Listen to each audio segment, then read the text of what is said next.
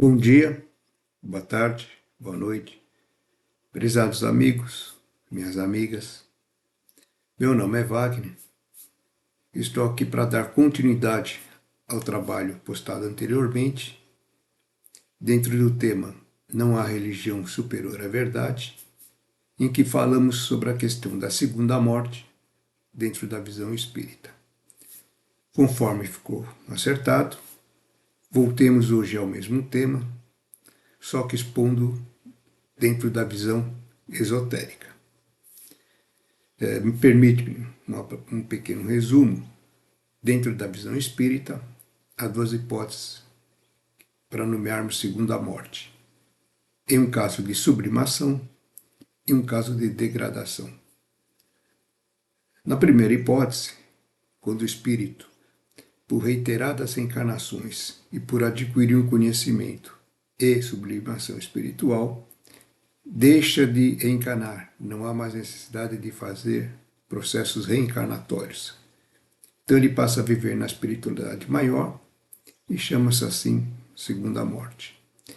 E no caso oposto, quando em virtude de reiterada involução, por assim dizer, quando aquela personalidade, ou de vidas passadas, outras também, insiste em nem avançar, não progredir e só ficar preso a materialismos, vai de certa forma evoluindo psiquicamente. Seu corpo fica similar a um ovoide, não havendo mais possibilidades evolutivas, é encerrado esse processo e dali é iniciado um processo novo. Então, nesse caso, consideramos uma segunda morte. Também ficou discutido sobre a questão perispírito e corpo astral. Falar que perispírito e corpo astral são a mesma coisa, ou que trata só de terminologias diferentes, seria uma mesma coisa, em absoluto, mas não são mesmo. Perispírito, corpo do espírito, que acompanha-o em suas reencarnações. Torna-se imortal tanto quanto for o espírito, porque ele está sempre junto ao espírito, é a veste do espírito. Um corpo do espírito, imortal. Corpo astral, o corpo da personalidade, do Wagner. É o corpo concebido quando, na minha encarnação, terminada a minha encarnação, a dissolução do meu corpo biológico e dali também a dissolução desse meu corpo astral. Portanto, é um corpo da personalidade que é construído em cada encarnação e não tem mortalidade. Então pergunto, onde que pode haver igualdade de conceitos entre os dois? Não vejo aonde. Entrando diretamente na questão do tema de hoje, vamos ater ao fato de que o esoterismo em si seria uma filosofia, por assim dizer, com conceitos abstratos. Ela é muito abstrata. Partindo desse pressuposto, vamos entender algumas regrinhas. Tá? Se alguém vier até mim e falar, vamos conversar, quem é Deus? Tá bom, vamos conversar. Quem que é Deus? A causa primária de todas as coisas. Uma reverberação de um primeiro princípio. É uma consequência de uma manifestação. Deus não é nada disso. Deus é uma ilusão. Tudo bem, não há problema nenhum. Cada um conceita como quiser. Mas eu não perco um segundo sequer da minha vida para discutir o que é Deus. Se nós estamos numa terceira dimensão, e segundo consta, seriam 12 dimensões para se atingir um estágio final, Deus estaria numa 13ª. Como é que nós, dentro do nosso mundo tridimensional, vamos conceituar alguma coisa tão infinitamente distante? Deus é energia? Não é. Consciência? Não é.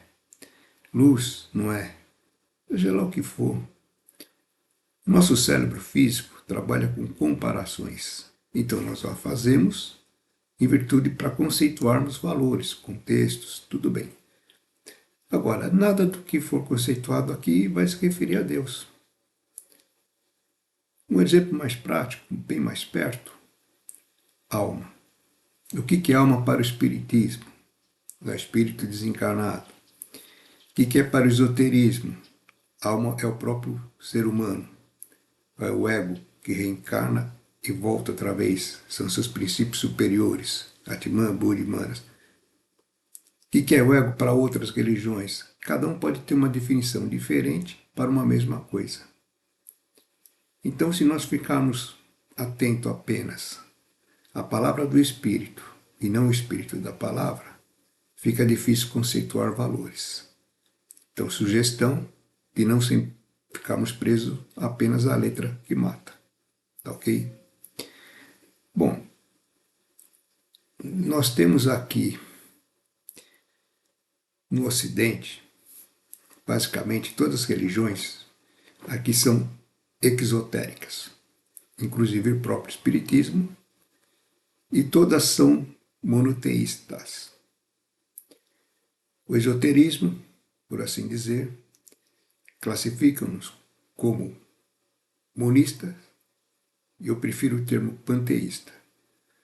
Mas qual a diferença entre elas? É muito grande, é bem diferente mesmo. Os conceitos são diferentes. Quem que está certo, quem está errado, não é essa a questão. Tá? Eu só estou conceituando que os conceitos são diferentes. Por exemplo, dentro de todas as religiões esotéricas, voltando a esse aspecto, nós somos criações divinas, criações de Deus. No Espiritismo foi acrescentado a questão da reencarnação para justificar a justiça divina num mundo injusto como o nosso. Mas, segundo a doutrina, Deus cria espíritos. Simples ignorante, mas Deus os cria. Muito bem. E o que diz o esoterismo? Que nesse primeiro momento, Deus, princípio espiritual, consciência, substância primordial, não importa como vou classificá-la.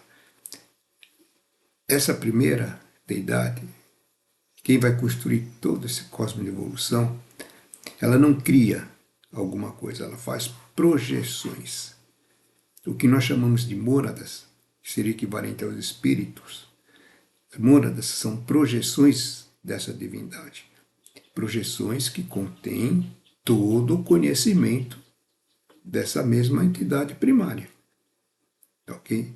São projeções. Aí fica uma meia abstração. Como é que Deus se multiplica sem se subdividir? Projeções. Tá. Uma vez feitas essas projeções, elas foram criadas para dentro de ciclos evolutivos, em eras que se perdem, em esquemas evolutivos, etc, etc e tal. Elas vêm adquirir experiências novas, vão conceituar experiências novas e levá-las para o seu seio. Bom, é necessário, fica até fácil entender, para nós aqui mesmo, em corpo físico, irmos para um Polo Norte, por exemplo, há uma vestimenta adequada. Para o deserto Saara, a ideal seria outra. Então, ela vai criar planos de manifestação, obviamente, para se manifestar, e vai adequar vestes para isso. Então, o que ela cria? Por assim dizer, uma consciência, um centro de consciência, que nós vamos chamá-lo de mental. Atman, Buddha e Manas, vamos conceituá-lo como um corpo mental. Tá? Para esse campo evoluir, ela criou um plano mental para evoluir hoje, nesse estágio de evolução, planeta Terra, reino nominal. Construiu um campo mental, um campo astral, o etéreo físico.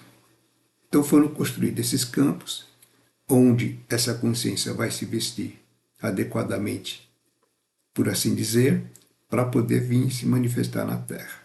Muito bem. Como é que é feito o processo? Esse ego, vamos chamá-lo de ego, essa consciência, vem, encarna.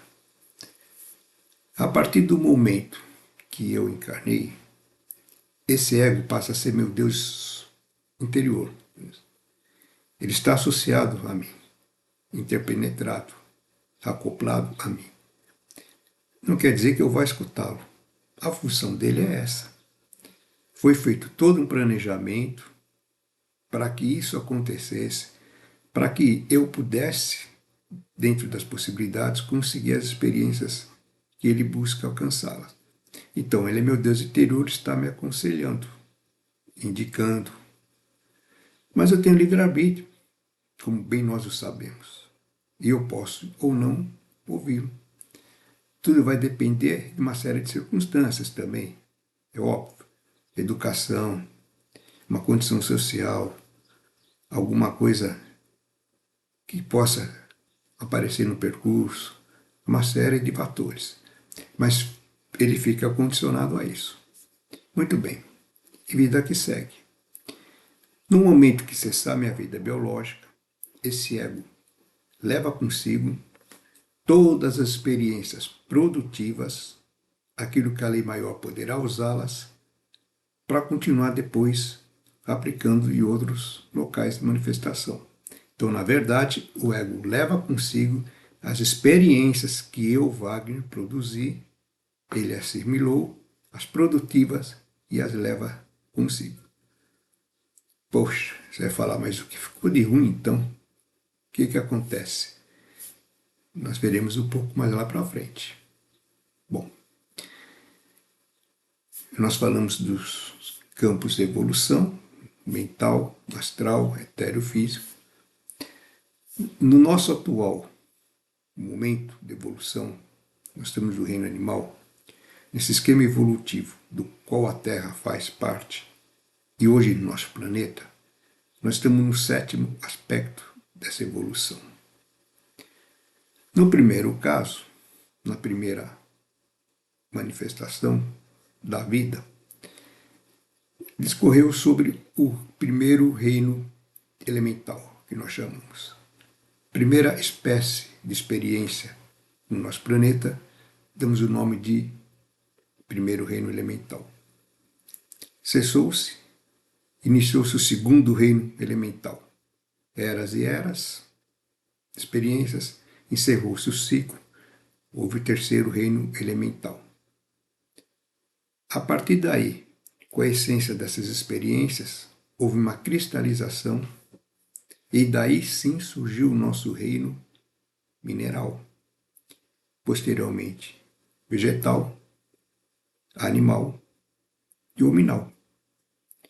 O cosmos, a lei maior, é óbvio, ela sempre ela utiliza aquilo que foi as experiências pregressas para iniciar um novo ciclo evolucional. Bom, nós temos o nosso organismo, como ser humano, os reinos mineral, vegetal, animal. Perfeito. Tá. Mas como eu falei em reinos de evolução, eu falei primeiro reino elemental, fica aqui uma coisa importante, um adendo. Há muita confusão entre as palavras, denominações, elemental, elementais, elementares, elementares entrelaçados, elementares desentrelaçados, elementares artificiais. Vamos estabelecer uma regrinha aqui para ficar mais fácil, porque nós vamos falar de elementais. Muito bem. Não estou falando de reinos, agora vamos falar. O que são seres, então? O que seriam os elementais? Os elementais seriam seres que evolução nos reinos aqui, ou seja, nos elementos. Não seria nem reino, seria nos elementos do nosso planeta. Terra, água, fogo e ar. Reino elemental, outra coisa. Seres, os elementais, estão evoluindo junto com os elementos constitutivos do nosso planeta. Inclusive, um exemplo, Undina, Selvas, Sereias, Silvos, Gnomos. Alguns deles iniciaram o seu processo evolucionário, inclusive no primeiro reino elemental. Então, reino é uma coisa, elementais é outra. Elementais, elementos tais, elementos de tais aspectos. Lá, seria quais? Quais elementos? De tais elementos. Fogo, água, terra e ar. Então, elementais seria isso, ok? Tá bom. Elementares, nós vamos falar ali para frente. Agora, quando há, que eu falei que esse ego desce para colher experiências, tá bom? Então, tudo que nós fazemos, nós construímos, evidentemente, para ele levar, tem que estar anotado em algum lugar. Tem que ser transformado em alguma coisa.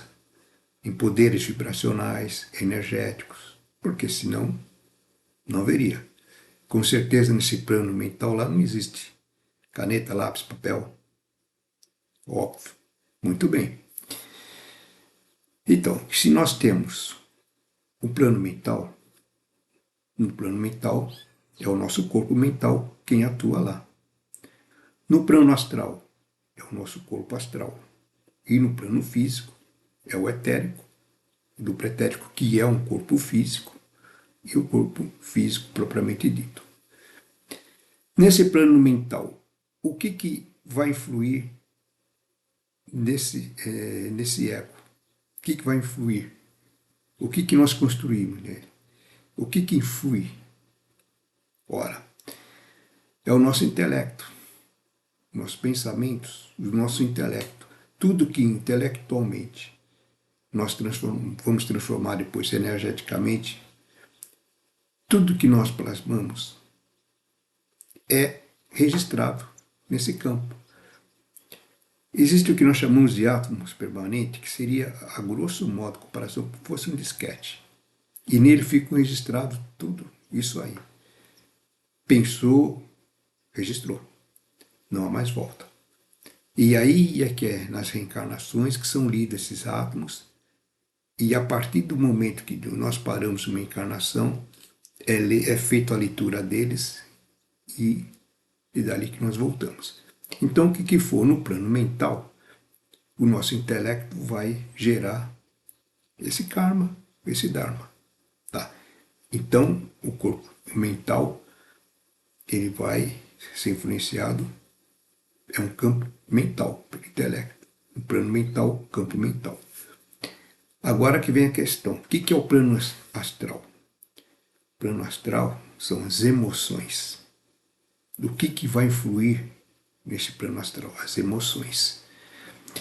Na verdade, eu diria que nós somos, por assim dizer, um conglomerado de matéria astral em evolução. O nosso corpo astral é um conglomerado de matéria em evolução. Tá. Esses planos todos, eles têm 7 subdivisões. Por exemplo, o plano mental, que é mais sutil que todos, ele tem o seu aspecto mais sutil dentro dele e o mais grosseiro. 7 prateleiras, 7 divisões, de um mais grosseiro para o mais sutil. O corpo astral, que já seria, por assim dizer, mais grosseiro, ele tem a sua parte mais sutil, sublime, usamos isso, e a parte mais grosseira, vibratoriamente. Esse último aspecto do corpo astral, inclusive, ele é tão grosseiro quanto, vibracionalmente falando, quanto o nosso pior nível aqui do nosso planeta. Porque nós também temos, vai haver nesse plano evolutivo da Terra, 7 divisões vibratórias, desde os mais sutis para os mais grosseiros. O corpo astral e esse mais grosso, o 7º subplano do astral, o mais grosseiro, se une, por assim dizer, com esse 7º plano físico, embora vibracionalmente, sim, dimensões diferentes, e se une aproximadamente no centro da Terra. Daí, talvez, a questão de se falar com o inferno no centro da Terra. Então, uma vibração entre eles. Muito bem.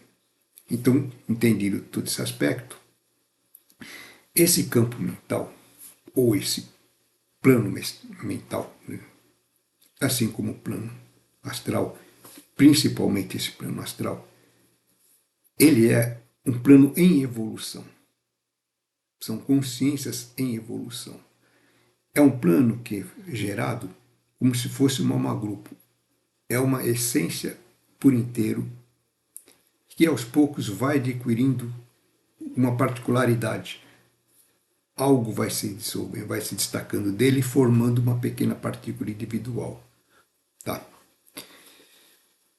Quem através da vigília, principalmente, que à noite nós vamos para esse plano, na volta do sono, quando nós acordamos, que é uma coisa difícil, mas quem consegue trazer para o nosso cérebro físico, codificar o que nós vimos naquela outra dimensão, quem consegue fazer isso, vai se lembrar que esse plano astral é como se tivesse assim, um tipo de areia movediça, areia solta, que você está andando, a matéria está borbulhando ali, mas é uma coisa só.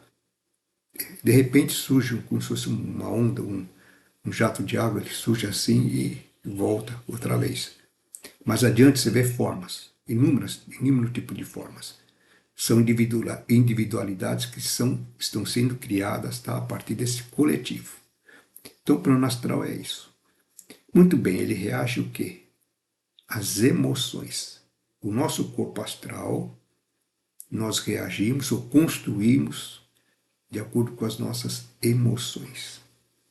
Bom, cada vez que eu tenho uma emoção muito forte, altruísta ou egoísta, normalmente as egoístas, elas rompem o ovo áureo, chegam até lá e tocam nesse plano. E essa matéria reage. Ela reage a isso, é sensível a isso. Depende da vibração, reage um pouco mais, um pouco menos. Eu criei um sentimento de ódio, por exemplo.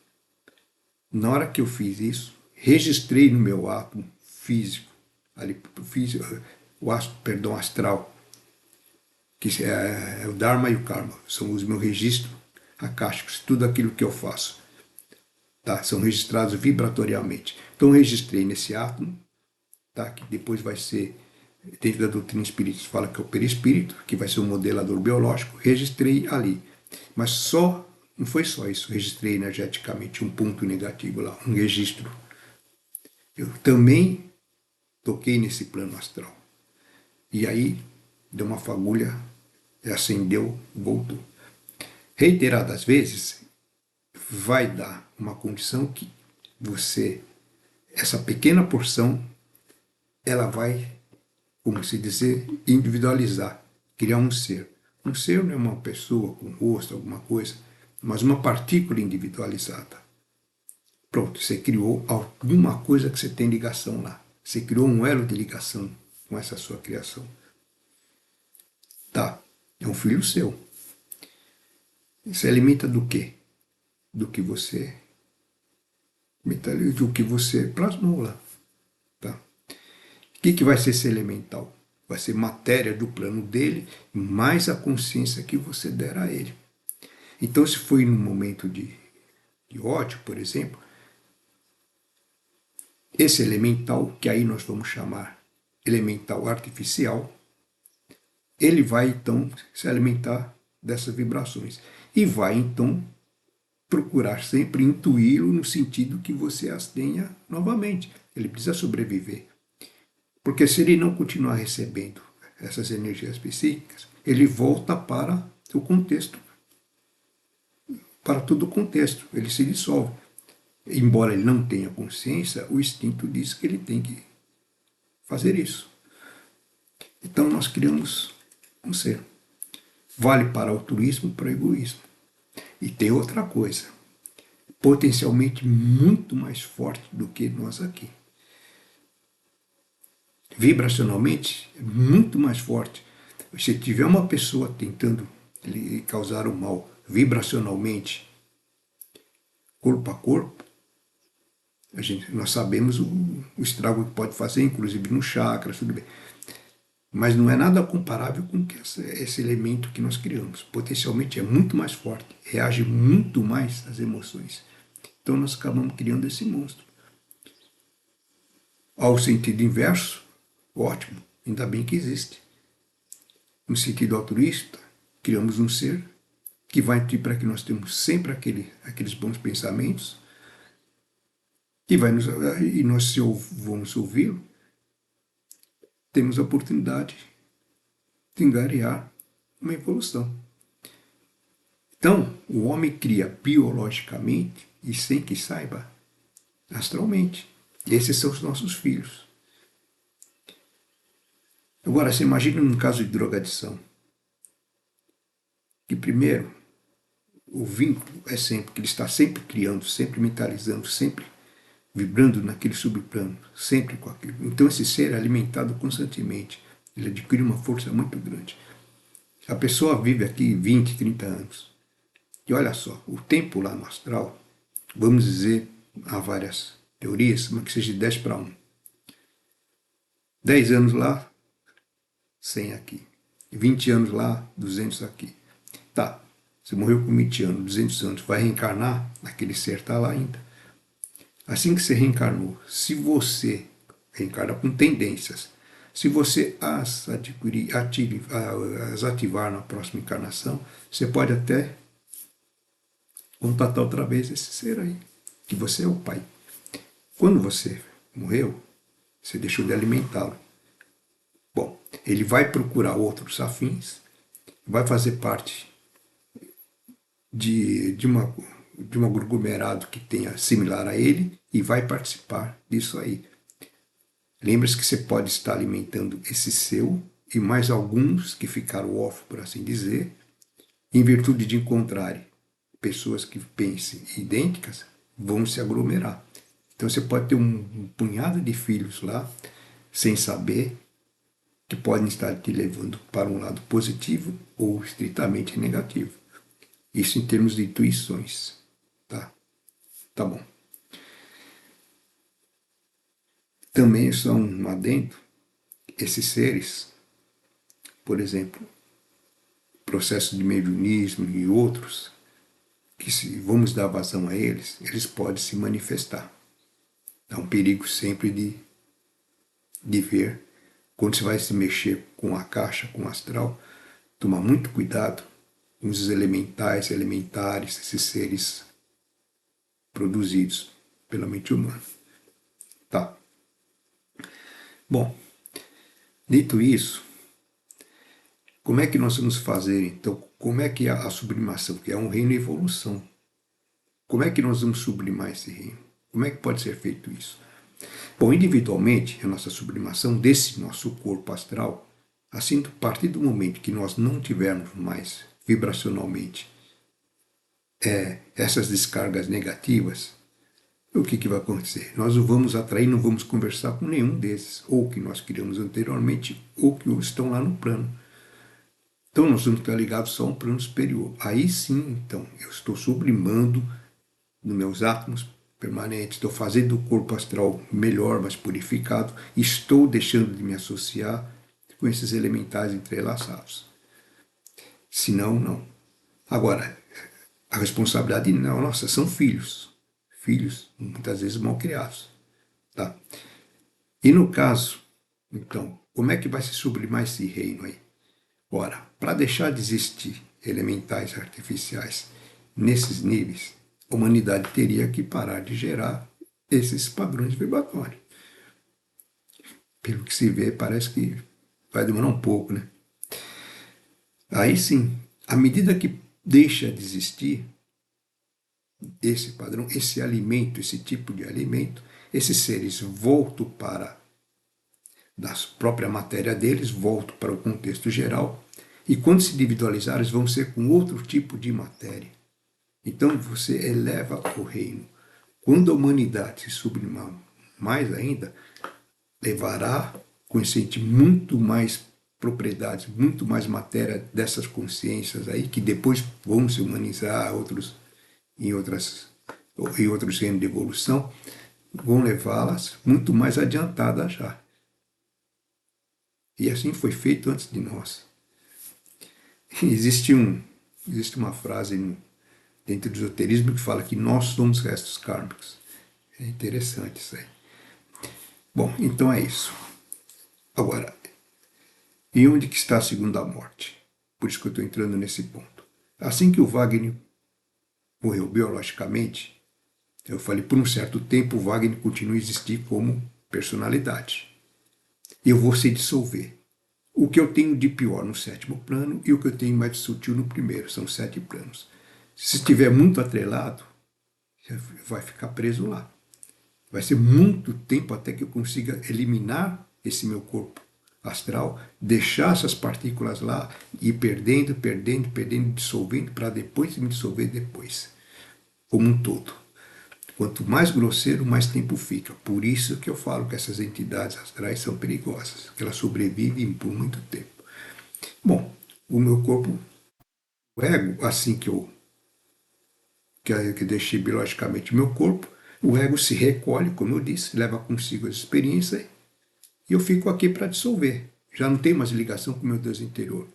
E fico aqui. E vou dissolvendo, vou dissolvendo, vou dissolvendo. Depende do tempo, de quanto eu tive de matéria do primeiro ao sétimo subplano, até que uma vez extinguido de vez, aí morre o Wagner. O Wagner morreu de vez. Ele não existia antes de eu nascer biologicamente. Depois que eu morri, existi por um tempo e agora acabou-se. Nunca mais vai ver o Wagner.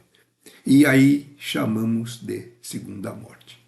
Segunda morte é a morte definitiva no plano astral. Tá.